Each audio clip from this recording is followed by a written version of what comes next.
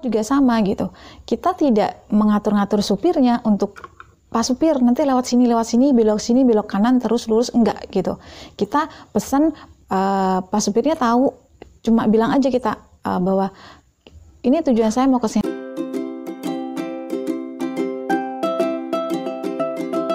Assalamualaikum warahmatullahi wabarakatuh. Hai teman-teman, jumpa lagi dengan aku Pipit Anggeria. Gimana kabarnya? Semoga hari ini semua yang kita rencanakan itu berjalan dengan lancar dan kita berada pada kondisi atau situasi yang kita inginkan, tentunya atas pertolongan Allah. Nah, kali ini aku mau share seputar bagaimana sih caranya supaya kita tuh mudah melepaskan doa-doa kita gitu, supaya kita nggak kepikiran, kemudian supaya kita nggak dispread ya, nunggu-nunggu, terus kita juga tidak memikirkan yang kayak gimana caranya, terus datangnya dari mana, kayak gitu. Nah, ini adalah salah satu proses yang buat aku sangat menentukan dalam kesuksesan kita, kesuksesan dari permohonan-permohonan kita kepada Allah tentunya. Nah, gimana selengkapnya? Tonton terus videonya ya. Nah, teman-teman, tidak dipungkiri ya, proses dari menunggu atau berharap ya, dalam proses kita perjalanan doa itu sampai terkabul gitu ya, itu memang satu hal yang butuh perjuangan, terutama perjuangan dari segi batin kita ya, atau spiritual kita gitu. Karena kita ini kan nggak ngerti sama sekali gitu ya, buta sama sekali, makanya kita berdoa kan gitu.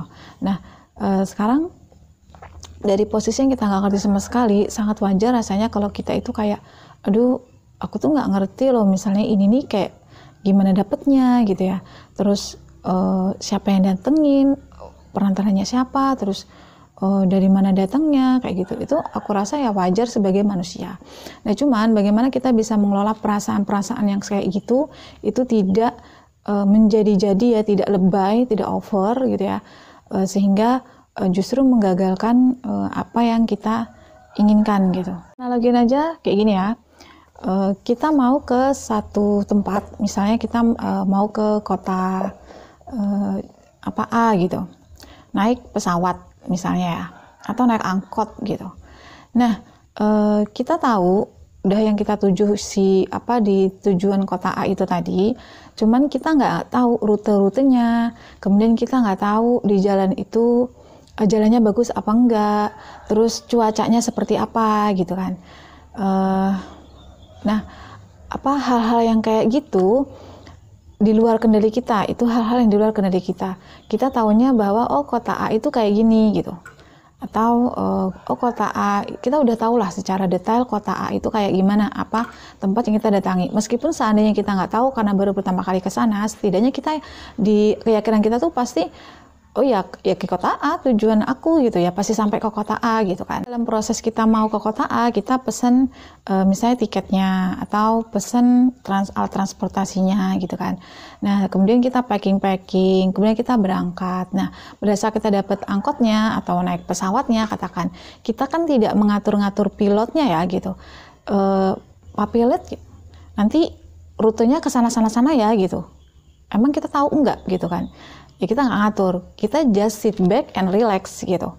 Kita berusaha menikmati perjalanannya tanpa mengatur si pilot gitu ya, untuk terbangnya tuh di rute yang mana kayak gitu, karena bukan ranah kita. Juga sama gitu, kita tidak mengatur-ngatur supirnya untuk Pak supir nanti lewat sini, belok kanan terus lurus, enggak gitu.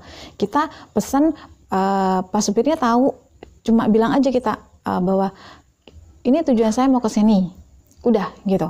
Kita duduk, ya kan, sit back and relax gitu, duduk di belakang santai, nikmati perjalanan. Nah, yang kita tahu si supir ini pasti akan menyampaikan kita kepada tujuan, karena tujuannya itu sudah jelas.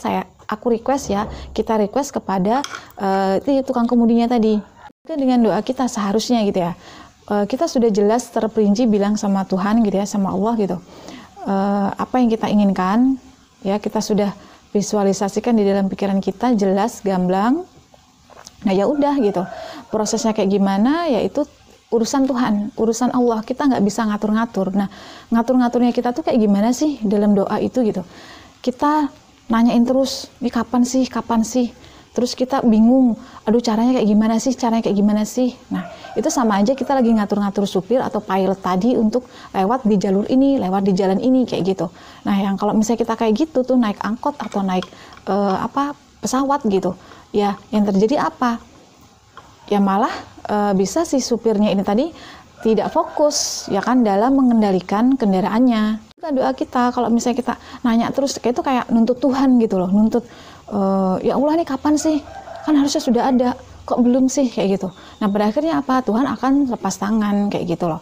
Jadi kalau kita sudah jelas permohonan kita tuh clarity banget, jelas ya udah gitu. Nah tugas kita adalah apa? Menikmati perjalanannya. Kayak kita mau ke mana gitu ya, naik pesawat ya udah kita nikmatin perjalanannya sebagaimana mungkin. Kita bisa dengan hati yang nyaman, hati yang rileks, sehingga perjalanan itu nggak akan terasa gitu.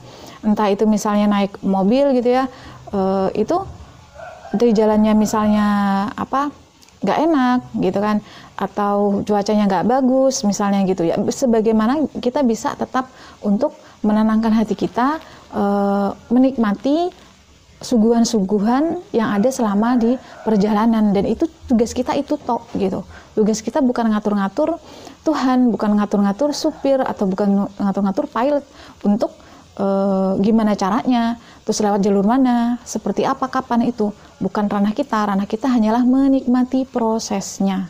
Naik kendaraan gitu ya, mau ke satu tempat, terus kita di jalan proses perjalanannya itu kita kan